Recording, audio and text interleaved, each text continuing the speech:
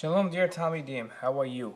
I'm so sorry that I cannot be there and shiur today, but don't worry, we can still learn Torah together via video. Yes, we are very used to this, and you guys should do well. But I need you to do one thing before we begin learning Torah today. I need you to promise me that you will be honest. You don't actually have to talk to the video, but I would like you to be honest, and I'm going to ask you a series of questions that very easily you could turn to your neighbor and ask them the answer, but I would like you to be honest with your answer and make sure that you got it on your own. The questions that I'm going to ask you are more than just thinking questions. We're going to be working on skills today, a little more than we usually do, and finding things in the Gemara and making sure that we know the proper place. And I'm going to be asking you questions. Now, if the video isn't descriptive enough and you can't find the place on your own, that's okay to turn to your friend and say, can you help me find the place? No problem. But when I ask a specific question like, tell me what word we're up to, and text it to me, that I don't want you to turn to your friend and say, what word are we up to? What are we supposed to text? That's where you have to be paying attention. So the first thing we're going to do is open our Gemaras to Daf Yud Daled Amud Beis. Yud Daled Amud Beis, and excuse me for moving the camera here, but Yud Daled Amud Beis looks like this stuff. Okay, you find it very easily because over here on the page before it says Yud Daled, right, on the top of the page. We simply turn the page to where we see where it says 28 over here, and where it says Tes Vav Amud Aleph, and this entire page here is Yud Daled Amud Beis. We're going to be at the very bottom, because this is what we got up to, of the daf, where it says Amar Ula. Okay, it's 2 lines up from the bottom. Amar Ula, Kol HaKori Kriya Shema Below Tefilin. Okay, we're going to be learning, excuse me while I set this up, we're going to be learning these 2 lines, where it says Amar Ula, 2 lines up from the bottom, until the 2 dots. What I would like you to do now is text me the last word before the 2 dots. Now remember, you can, and it's perfectly fine, to turn to your friend and say, hey, could you show me where we are in the Gemara? It is not okay to ask your friend, what's the last word? What are we supposed to be texting now? So please text that to me right now. Thank you. Okay, we are now going to learn the Gemara. We're also going to learn Rashi on the Gemara, and then we're going to turn to the Dapei Arif and learn Rabbeinu Yonah on the Gemara. Then I will ask you a series of questions that I'd like you to think about and send me the answers, and then I will give the answers myself. Okay, here we go. So we're going to do Amar Ula. I'm reading in the Gemara now. Kol HaKori Kriya Shema Below Tefilin, Ki'ilu Meid Eida Sheker Be'atzmo. Ula said, Ula was one of the Amarayim, right? That means he came after the Tana. He's one of the people mentioned in the Gemara. And Ula says, whoever reads Shema without their tefillin on is as if they gave testimony about themselves that was false. Okay, so it's as if they testified falsely. So you say Shema without your tefillin, it's as if you've testified falsely. Rabbi Chia, although saying that you do have to have your tefillin on during Shema, disagrees with Ula as to what it's similar to. And Rabbi Chia says as follows. He says, Amar Rabbi Chia, Bar Abba, Amar Rabbi Yochanan. So Rabbi Chia, quoting Rabbi Yochanan, says that someone that doesn't wear their tefillin while they say Shema is Ki'ilu Hikriv Ola below Mincha, V'zevach below Nesachim. It's as if they've offered a Korban Ola, and Korban Ola is a Korban that is completely offered, the entire thing is offered Ki'ilu, meaning like as if to God. Obviously the Korbanos are not offered to God. God doesn't need Korbanos, but the entire thing is burnt. None of the parts are divided. Right? So that's as if you've offered it without a mincha. Mincha is a flour offering. A lot of the Korbanos were not offered just alone with just the animal, but they were offered either with a flour offering, or we're going to see in a second, like a wine libation. A libation is something that you pour onto the Mizbeach. So an Ola was always given with a mincha, with a flour offering, okay?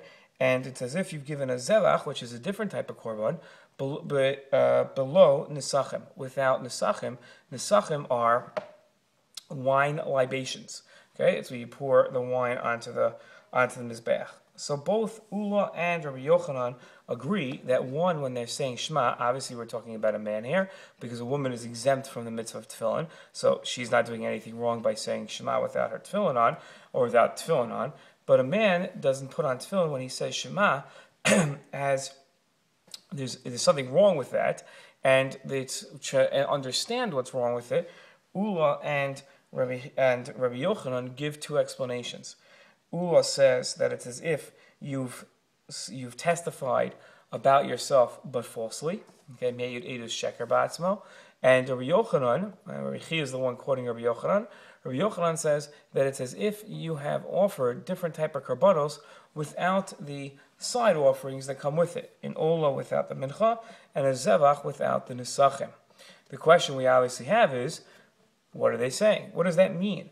What does Ula mean when he says that whoever says Kriya Shema without their tefillin, it's as if they've testified falsely about themselves? And what does Rabbi Yochanan mean when he says that whoever says Shema without their tefillin, it's as if they've given a korban without the side offerings? Obviously, that analogy is supposed to mean something.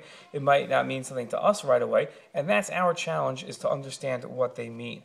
Okay, but what I'd like you to do right now is send me a text very, very quickly and tell me just the two opinions. I want to make sure that we have them down pat. So please send me a text what Ula says and send me a text of what Rabbi Yochanan says. You can pause the video while everyone is quickly texting away. You can also send it to me via an email. I don't want you writing down all these things on one sheet of paper and then taking a picture of it at the end, because I want to make sure that you are paying attention as we go through them. Okay, I'm going to assume you have paused the video now. I'm now going to assume that you have unpaused the video. And what I'd like you to look at is Rashi. Rashi is the bottom couple of Rashis. I'm not going to flip the video camera around, but I want you to look at Rashi. Rashi is on the inside column, okay? And we're going to read the Rashis. Rashi starts where it says, Ki'ilu meyud edu sheker ba'atzmo. It is about 1, 2, 3, 4, 5, 6, 7, 8, 9, 10, about 12 to 15 lines up. And the Divrei HaMaschil is bolded, right? And quoting the Gemara, Rashi says, Ki'ilu meyud edu sheker ba'atzmo. It says Lishnam Aliyah. It's a fancy schmancy language, Rashi says. Okay, it says Ki'ilu hikriv ola below mincha. It's as if he's given an ola without a mincha. Right? Shechayavu hakasav lahakriv ima. Right? Because the pasuk says, right, the Torah says that when you give a korban ola, you must give a mincha.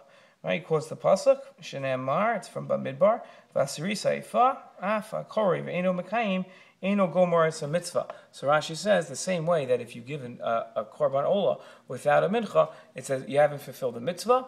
So too, the same is true by Shema. Okay, then Rashi says Divrei HaMaschil Nesachim, because Rabbi Yochanan had said that somebody that gives a korban without Nesachim, without the libations on the side, right? So that as someone who says Shema without their tefillin, it's as if he's given a korban without Nesachim.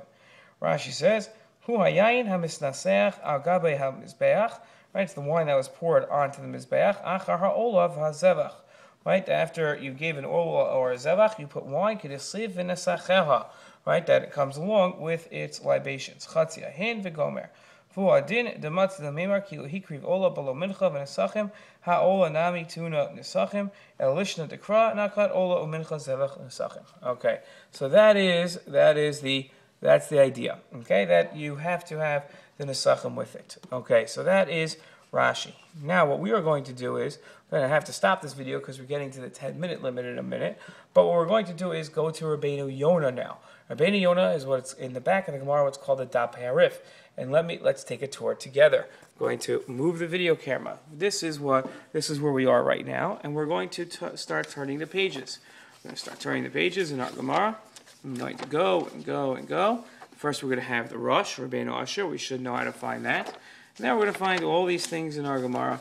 We're going to keep flipping the Gemara until we get to the Dap Harif.